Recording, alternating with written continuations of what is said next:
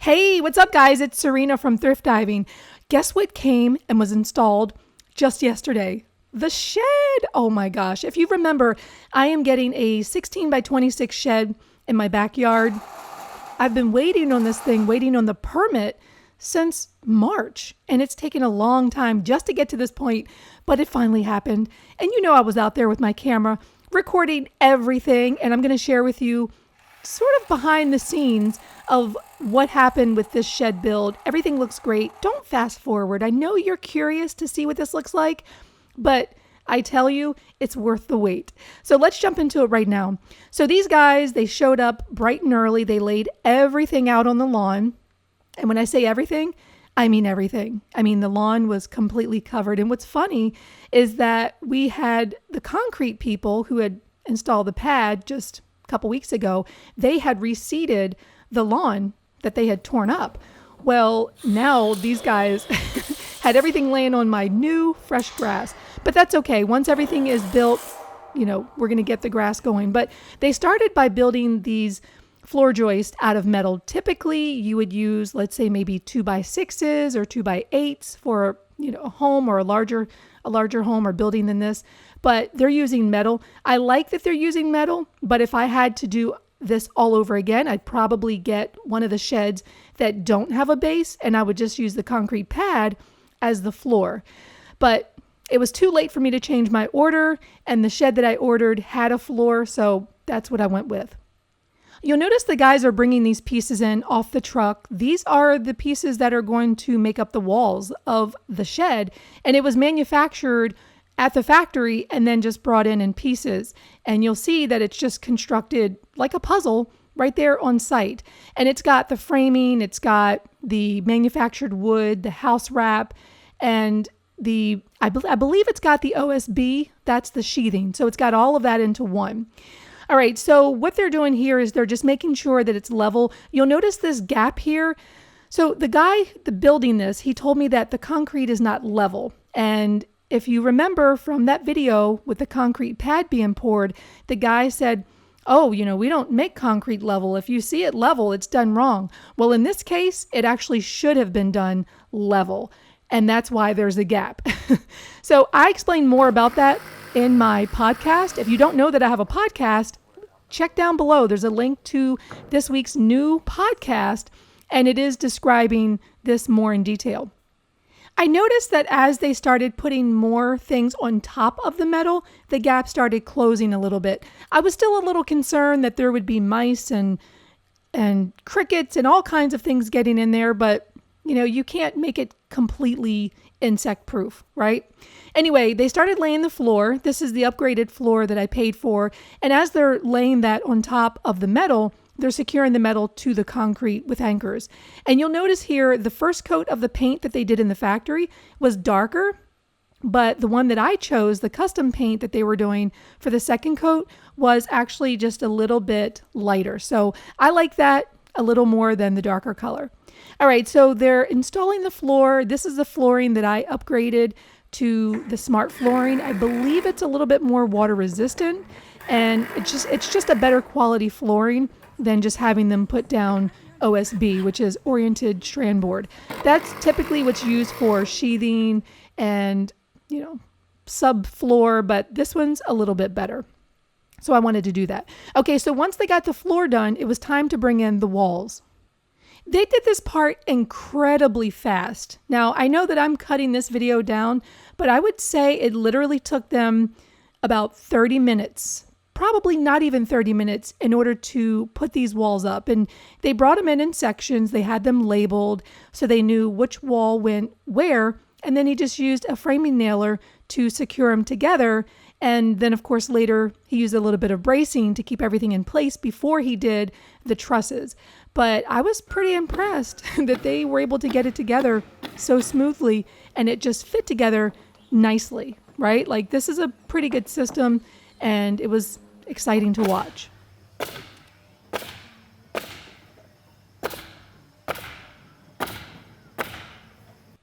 Now, the biggest problem that we had at this point was the paint was taking a long time to dry. Normally they use, I believe he said they use Glidden, and by the time they're putting on the second coat, like it's drying before they've even finished all the pieces. I ordered custom paint. I used Bayer Marquise. I think it's the Marquise paint. It's the one that's the top of the line exterior paint. It took a long time to dry. So you see there's hay in the yard. So there was hay, there was leaves that were getting stuck to the paint. And I just went around as they were framing the walls and just picked off what I could before it dried. And here's the thing, even though they didn't like the fact that the custom paint took a long time to dry, later when they were trying to put up the flower boxes, the guy was having a hard time drilling through the enamel of the paint. So that told me that this is actually a really good paint. And I will leave a link down below to the paint that I used. But I wanted a good exterior paint that would require me to not have to paint this for at least a few years. And when he told me that he was having a hard time drilling through it, I was like, yes, I know it's frustrating because it's not drying, but this paint is going to last. All right, so as they got the walls up, then the next thing was for some of the prep work to be done. So one of the guys just trimmed some of the asphalt shingles that were going to go up. And they also braced the walls too to make sure that once they were plumb, once they were straight, they didn't want them to move. All right, so the next part was to get the roofing system on, and they had to do, I can't remember what this part is called for some reason. Is it the gable end? I think it's called the gable end. I don't know. My carpentry terms are failing me now. But he secured that, and you'll see that he ran a line from one end to the next. This is so they could make sure the tip of those scissor trusses were perfectly aligned. And this is an upgrade that I paid for. Most of these sheds do not have this. This is so that I could have some extra interior room. I didn't want the trusses to, if you're building, let's put it this way, if your building is a certain width, then your trusses tend to be like a triangle where it's just flat across. And I wanted that additional headroom, so I paid for the upgrade to get the scissor truss so that I've got a little bit more interior space. Also, too, I'm going to be working with big sheets of plywood, so I didn't want to hit the ceiling when I'm bringing in big sheets of plywood. So, all right, so once they got those in place, they nailed those in place, then it was time to bring up the pieces of sheathing that were going to go on the roof. And I love how this guy was just swinging them onto the roof. He's got a lot of experience and he was moving pretty quickly. You'll notice that there's about a 6-inch overhang. I think there's an option to do a larger overhang, but I just chose the 6 and I think it looks good. You'll see that I'm kind of checking out the shed. I really didn't want to go into it until the very end, but I got curious and I did go in later. I didn't want to wait. I just couldn't wait. I was too excited. Okay, so the next step was for them to put the drip edge, and you'll see they've got a 2x4 attached here to the end, and then they just fit those pieces on there and secure them with roofing nails. So once that was done, then they did the front. Front was done the same way. They had to make a few adjustments to get it to fit, but I really liked the way this was coming along. I loved the idea of the white trim. There's different color trims that you can get, but I don't know, I'm kind of basic when it comes to like my colors. I just love white as an accent. But there's a variety of ways that I could have done this, but I was actually inspired by someone's home that I saw on Instagram. I love the color of her home, and so that's the color I chose. You can find the color down below. It's Bayer Cold Steel. Okay, so as they were moving along on the roofing, it was time for them to cut out the skylights. I decided to get 4 skylights because when I'm working in here, I want a lot of natural light to come in. And I just paid for 4 upgrades. And I don't regret it one bit. So while he was cutting that out, the other guy continued doing the drip edge, secured that with roofing nails, and they also did the roofing paper, which is pretty important. My concrete guy told me that there are some companies, when they're building sheds, they won't even put roofing paper. So make sure that they put the roofing paper before they put the shingles. That's pretty important. So the guys brought the door in and made sure that it fit first, which it did. It was a perfect fit. And this is a door that I actually had ordered from Home Depot months ago. It's been in my garage. Dead level. Wow. It's good news. That was good news indeed. I was just waiting for like the big, oh no, to happen, and it didn't happen. So once he made sure the door was secure, he did some caulking around the frame of the door, secured the brick mold to the front, and then did whatever else he needed to do in order to get that door to fit in there properly. All right, so it was time to move on to the next step, which was the shingles. And I think this is where I started getting a little tired because, I got tired. I wasn't even doing the work. I was just recording. And I was tired because it was like, I just wanted to see the final details come along. So seeing them put the doors in really started to give this shed life, and I could see the finished product coming together. And then it was time for him to put on the skylights, and it was coming together. It was very exciting. But having to wait until they got done the shingles, there was only so much recording I could do of them doing the roof. It's not a very exciting part of the process. But this guy, let me tell you, this guy was amazing. He worked so fast, and I just enjoyed watching him work. Listen to this nail pattern. Like, doesn't that make you think, dun, dun, dun, dun, dun, dun, dun? But apparently that's how they roof. It's like, dun, dun, dun, dun, dun, dun, dun, dun, dun, dun. So he kept working on both sides, got it done, and then it was time to move on to the other things, which was the windows, the flower boxes, and all those small little details like the trim. And once the nail holes were there, then they had to go back with paint and paint over those. There was a few that they actually missed, which I found later. Not a big deal. I can go over it, but I wish they would have gotten all of the nail holes, but I will go back over some of those. And like I said, I couldn't wait to the very end. I wanted to get in there and see what it looked like, and it was very exciting. This is the wall that the workbench will be on, and then this part over here is going to be where my desk is going to be. I'll probably have a workbench in the middle. So I was getting some ideas as I was standing in there. So it was time to start putting on the windows. He added some caulk to the outside and then put the window on there and secured it with some screws or nails.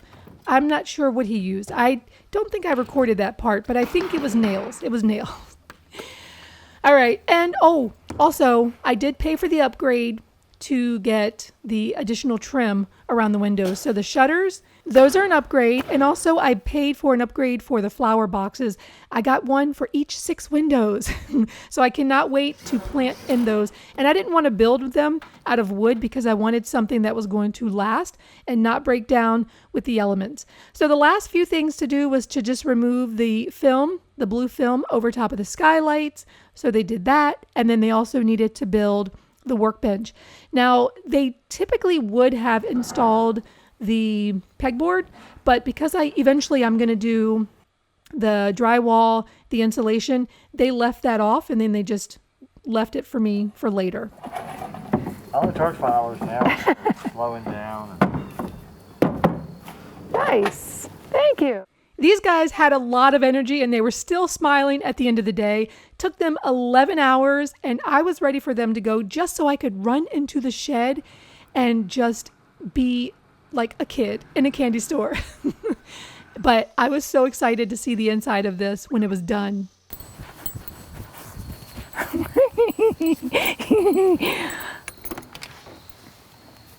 Hi.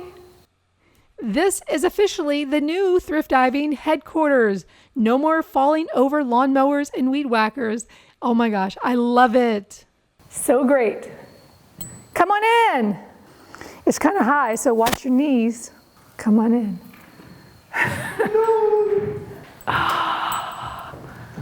Oh, he left the pegboard here. He said he didn't want to put the pegboard up because if I'm insulating the pegboard, because normally it would be installed, but he didn't want to put the pegboard up until I insulate, do drywall. Hey, guess what? Guess what I can do? I can do cartwheels in here. I am so freaking excited. This shed is exactly what I wanted. This is perfect. It's everything that I wanted. The only thing that I noticed is like the floor over here kind of squeaks. You hear? Let's see. Here. it squeaks a little bit. And I think the reason why is because the concrete is not level. The concrete guy, remember, he put a little bit of a dip to the concrete. So they had to put some shims, and I think there probably is a little bit of unevenness right here because of the concrete, but it's, you know, it's not a big deal. But I'm so excited, oh my gosh. And of course, I had to show it off to the kids. They weren't really that impressed, but I was. All right, guys, that is it. I hope you enjoyed this video. Be sure to follow because we are going to be doing more things in this shed. So I will see you next video. Got my shed.